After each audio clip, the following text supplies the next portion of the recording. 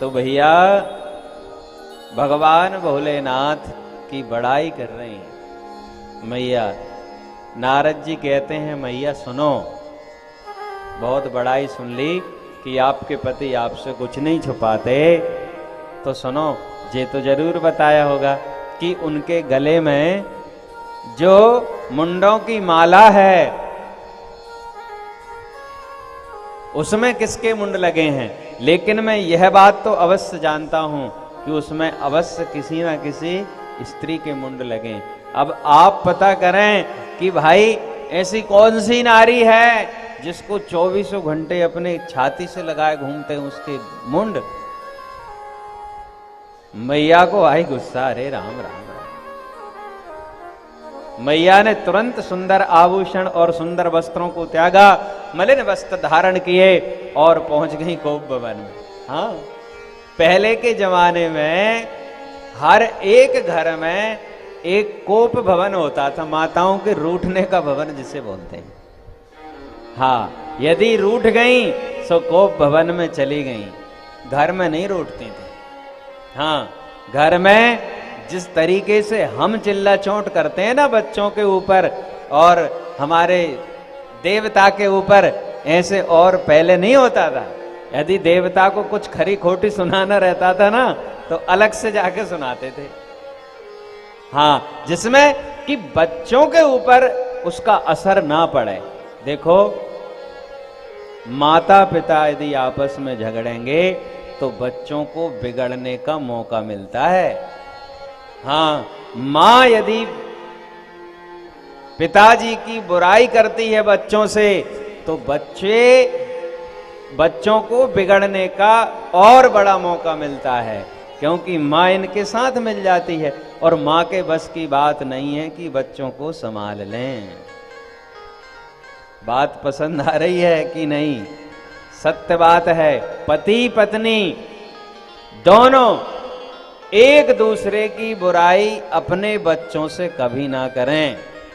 बच्चे यदि सोचे भी करने की, पिताजी तो माताजी ऐसा करते हैं, तो माताजी का विशेष कर्तव्य बनता है, बेटा सुन, तेरा बाप है। हाँ, आज तो बोल दिया, आज के बाद में मत बोलना। ये माताओं का कर्तव्य है यदि हमारे बच्चों को सही लाइन पर लाना है तो। और पिताजी से यदि बोलें बच्चे, पिताजी मम्मी ऐसा मम्मी वैसा है, ओ भैया खबरदार, वो तुम्हारी मां है। आज तो बोल दिया, आज के बाद में मत बोलना। और दो चार अच्छाई उनकी गिनाओ, वो ऐसी हैं, वो ऐसे हैं, वो तुम्हारे लिए ऐसा किया, तुम्हारे ये है हम गृहस्थियों का काम। ना कि अब जिन्होंने किया है वो सुधार लेना आज के बाद में। ठीक है, वो जैसे भी हैं लेकिन वो तुम्हारे लिए हैं।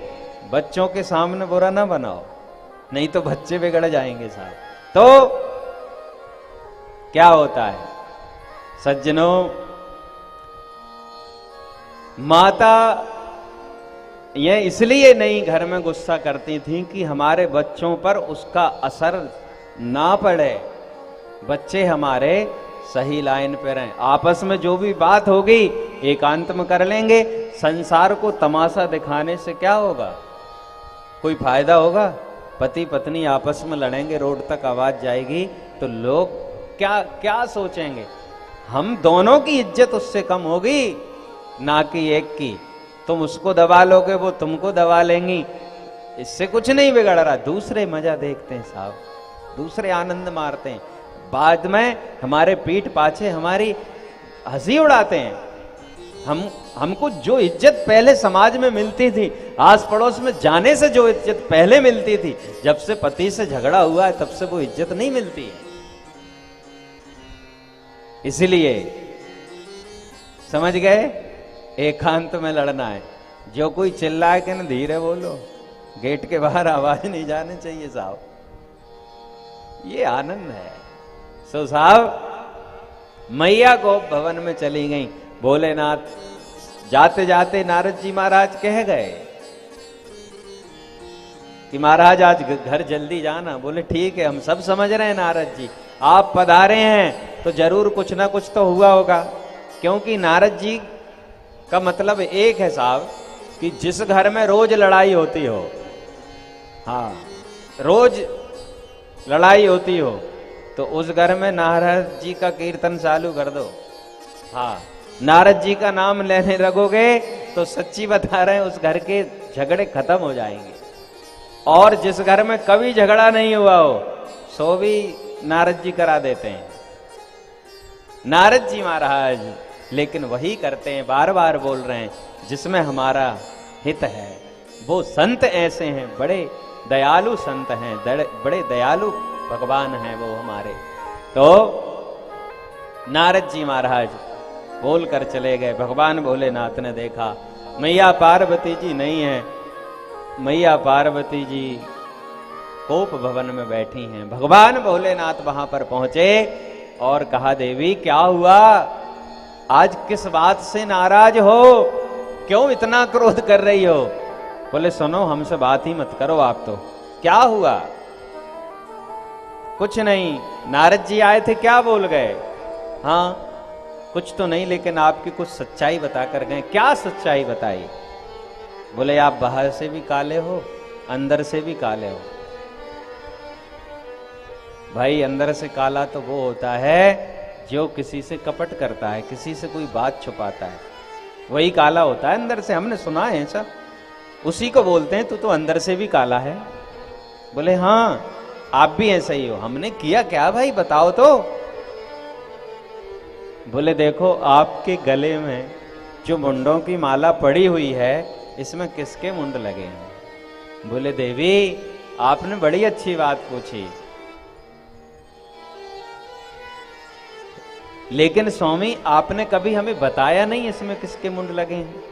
बोले आपने कभी अवसर ही नहीं दिया, आज पूछ रही हो सो बता देते हैं। देवी वैसे तो आप पारंबा जगदम्बा हैं, साक्षात महाशक्ति हैं, लेकिन लीला के माध्यम से आपने जब जब अपनी देह को त्यागा है, जब जब अपने शरीर को छोड़ा है, उस समय आपका मुंड मैं इस माला में पिरो लेता हूं और उसको रात दिन अपने हृदय से लगाकर घूमता हूं। मेरे और आपके प्रेम का जो सच्चा प्रतीक तो यह माला है। मैं आपसे इतना प्रेम करता हूं, फिर भी मैया क्या बोलती, अब आप और ज्यादा काले हो, और ज्यादा कपट रखते हो हमसे। अब क्या हो गया भैया, इतना त्याग करते हैं हमको सोने में, बैठने में, उठने में, ये मुंड गड़ते नहीं होंगे क्या? हमको कोई तकलीफ नहीं होती होगी क्या? भाई लोग एक इतनी मोटी रुद्राक्ष की माला पहन लें तो वो भी थोड़ी बहुत तो कहीं ना कहीं चुभती है ना, आदत तो पड़ जाती है, लेकिन फिर भी कहीं ना कहीं कुछ ना कुछ तो होता ही है। अब क्या हुआ देवी? बोले सुनो, हम क्यों मरते हैं, आप क्यों नहीं मरते? जब जब इतने जन्म हो गए हमारे कि तुमने एक पूरी की पूरी माला पहन ली और हम मर रहे हैं। बोले देवी हम इसलिए नहीं मरते हैं क्योंकि हमने भगवान की अमर कथा सुनी है। महाराज हमें भी सुनाओ, हम भी सुनना चाहते हैं। तो मैया ने कहा हम कथा सुनना चाहते हैं, भोलेनाथ ने कहा अवश्य सुनाएंगे। तो ऐसा कहते हैं कि जो अमरनाथ की गुफा है वहां भगवान भोलेनाथ पहुंचे हैं और मैया को ये कथा सुनाई है। वहीं पर वो अंडा रखा हुआ था। सज्जनों, प्रथम दिन की कथा में अंडा साबित हो गया और कथा सुनने लगा। ऐसे धीरे धीरे करके पूरे 7 दिन निकले हैं। कहते हैं भगवान ने आखिरी दिन जब जयकारा लगाया तो मैया सोती हुई दिखी। जो छोटा सा सुग पक्षी है, क्योंकि 5वें दिन की कथा से वो पक्षी ही सुन रहा था, उसी स्वर में ओमकार बोल रहा था। भगवान भोलेनाथ ने कहा जब तुम सो गई तो फिर ओमकार की धुनी कहां से आ रही थी? कथा सुनने के जो हम इशारा करते हैं, आने की सामने वाले को जो बताते हैं कि हाँ भैया ओम, आगे क्या हुआ, कैसे हुआ, तो जो इशारा हम बताते हैं, जो ओमकार हम बोलते हैं, हुंका जिसको बोलते हैं, वो कौन कर रहा था? देखा तो एक सुग पक्षी है छोटा सा। भगवान भोलेनाथ ने कहा ब्रह्म विद्या की चोरी करते हो, मंत्र मंच के पीछे से सुन रहे हो, सुनो ये तो लीला है। उसके पीछे त्रिशूल लेके दौड़े। तोता उड़ा वहां से बद्रीनाथ धाम पहुंचा। वहां व्यास जी की पत्नी कहती हैं, प्रभु चौथापन है, अभी तक कोई संतान नहीं है, कोई संतान हो जाती तो बुढ़ापे का कुछ सहारा हो जाता। ऐसा बोल ही रही थी कि साहब उनको उबासी आई और उनके मुख में ये सुख पक्षी जो है समा गया और उनके गर्भ में चला गया। भोलेनाथ ने पूछा, भाई यहाँ कोई आया है? ढूंढ ढांड के भोलेनाथ वहां से चले गए। सुखदेव जी कहते हैं मैया बिटका देवी के गर्भ में 12 वर्ष रहे। व्यास जी ने कहा, बेटा 12 वर्ष हो गए तुमको गर्भ में रहते हुए, जन्म ले लो। हमें नहीं लेना। क्यों? क्योंकि बाहर माया सताएगी, अंदर हम कम से कम भजन तो कर रहे हैं,